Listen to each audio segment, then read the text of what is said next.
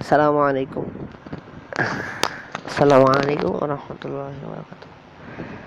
আজকে আমরা দেখব কিভাবে ফেসবুকে পাসওয়ার্ড চেঞ্জ করা যায়। অনেক ক্ষেত্রে ঝামেলা হতে পারে। অনেকে আমরা পাই না যে ফেসবুকে কিভাবে পাসওয়ার্ড চেঞ্জ করে, পরিবর্তন করে। অনেক ক্ষেত্রে ফেসবুকের পাসওয়ার্ড পরিবর্তন করার প্রয়োজন হয়। তো সেই ক্ষেত্রে আমরা প্রথমে ফেসবুকে ঢুকবো। ঢোকার পরে দেখুন এখানে আমার প্রোফাইল চলে এসেছে। সর্বপ্রথম আমরা ডান দিকে 3টি দাগের মতো আছে, ওখানে ক্লিক করব। নিচের দিকে চলে যাব। নিচের দিকে গিয়ে এরপরে